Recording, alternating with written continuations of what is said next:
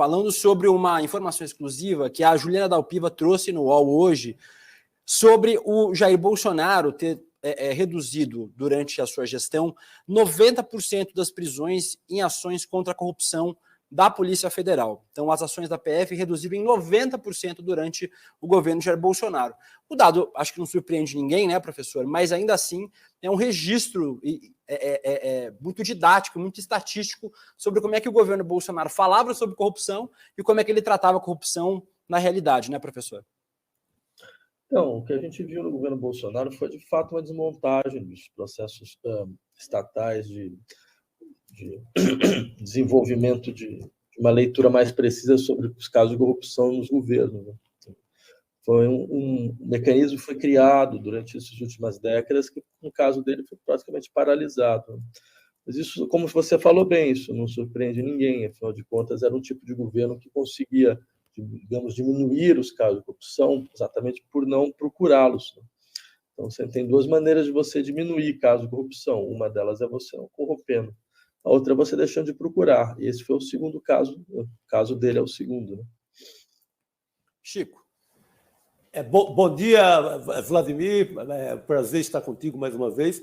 Eu queria de ti uma breve avaliação. Como é que você vê, e eu não ouvi ainda uma avaliação sua mais demorada assim, o governo Lula, governo eleito com frente ampla, aí vai para o jogo da vida real, começa no embate com o Congresso perder as primeiras batalhas.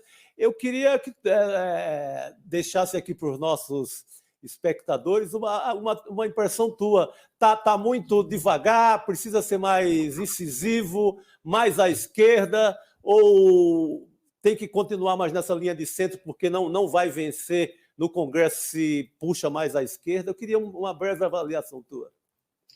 Então, Chico, é boa essa pergunta, acho essa pergunta importante, porque a gente precisa realmente discutir com um pouco mais de calma em relação ao governo Lula, porque eu diria o seguinte, é um governo de grande coalizão, onde a coalizão não funciona, simplesmente.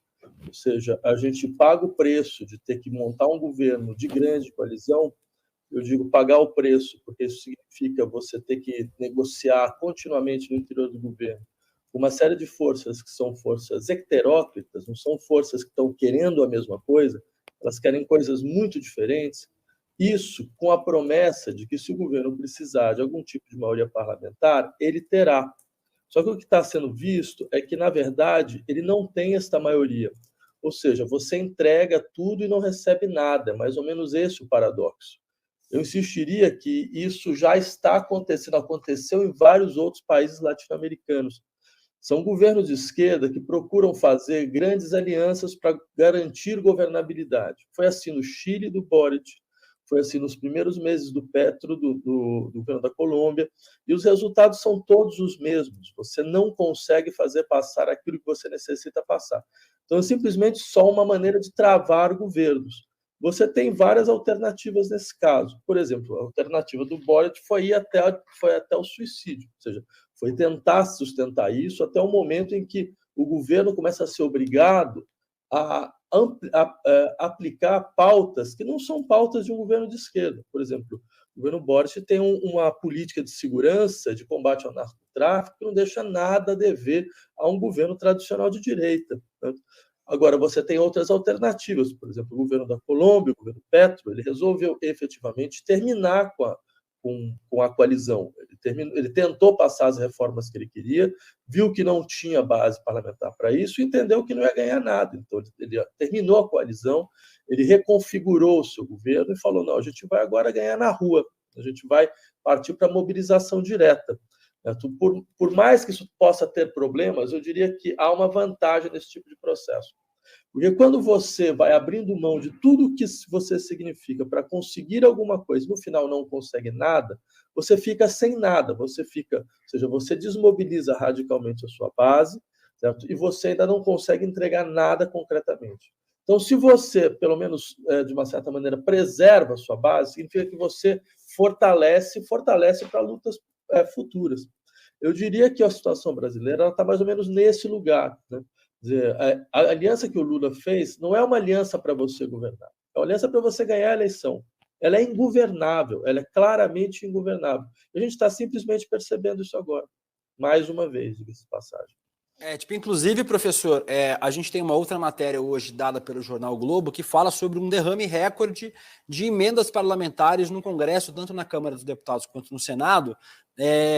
Só em um dia o governo distribuiu 700 milhões de reais em emendas parlamentares. Trata-se do maior valor já repassado em apenas um dia desde o início da gestão e representa 58% do montante total de emendas encaminhadas até agora. Parece que esse é o modelo que o presidente Lula escolheu, né? Essa composição com centrão, cargos no governo e também as emendas parlamentares. Qual a chance disso dar certo, professor? Em especial, já que a gente está vendo, e como acho que o senhor disse agora há pouco mesmo, que o governo tem entregado muito, mas tem recebido pouco, né? Essa articulação não tem dado resultado nas votações, sendo que o governo acabou de perder uma votação importante, não conseguiu colocar a pele das fake news em votação e corre o risco de perder outras votações, né, professor?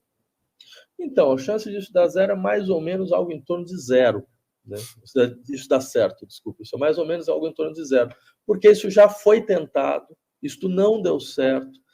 Isso mostra simplesmente, eu diria, uma limitação brutal da esquerda brasileira de não conseguir atuar de outra forma, a não ser de uma forma vinculada à tentativa de ser a força hegemônica dentro de um processo de coalizão, mas um processo de coalizão que limita radicalmente o horizonte de enunciação e o horizonte de expectativas do governo, o horizonte que o governo tem a propor para a sociedade. Tá?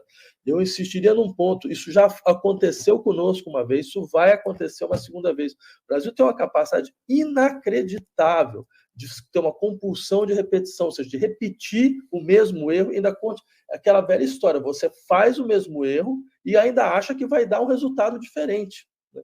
Então, isso não tem a menor condição de funcionar, por uma razão, eu diria, muito simples. Mais uma vez, você percebe, você tem uma base parlamentar que não existe, a base parlamentar do governo.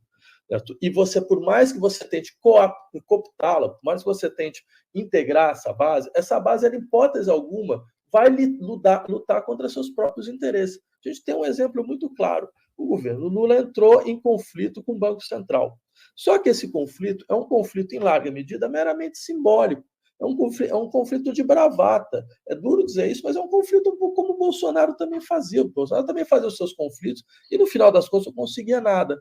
Por quê? Porque se você vai fazer um conflito com o Banco Central, a sociedade espera então que você tenha um programa alternativo. Então, você tem um projeto alternativo. Você apresentou o projeto no Congresso? Tem um Congresso discutindo alguma coisa relacionada a rever a independência do Banco Central? Não tem. Porque não tem correlação de forças. Essa tópica da correlação de forças é a explicitação mais evidente da ausência completa de um horizonte político dentro do governo. Eu posso dar um exemplo para isso. Para você ver, as feministas argentinas, elas queriam passar a lei do aborto. Elas sabiam que elas não tinham maioria parlamentar. O que elas fizeram? Elas forçaram a apresentação de um projeto no Congresso, mesmo sabendo que não teria maioria. Por que isso? Porque quando ela apresenta o projeto, certo, você obriga a sociedade a discutir, você obriga todo mundo a colocar suas posições, você pauta a agenda do debate público, você vai à ofensiva. É claro, o projeto não passou, mas isso não teve o menor problema. Por quê? Porque elas aproveitaram esse momento, reconstituíram o projeto, identificaram os pontos mais sensíveis, reapresentaram alguns anos depois e passou. Como é que pode a correlação de forças ter mudado em 2, 3 anos? Certo? Se não foi exatamente por mobilização política, um enfrentamento político que o governo não faz, ele nunca fez. A gente está falando de um grupo de direção de governo, por exemplo, é um grupo composto de sindicalistas. Durante 13 anos eles foram governo. Bem, um tópico clássico do sindicalismo é a redução de jornada de trabalho. Até hoje a gente trabalha 44 horas por dia e não teve um projeto apresentado na Câmara pelo governo para reduzir para pelo menos 40 horas, durante 13 anos, isso com 84% de aprovação do Lula. Então, você percebe que tem um problema aí. Tem um problema, não é possível que a sociedade não percebe que tem uma estratégia política que é completamente equivocada.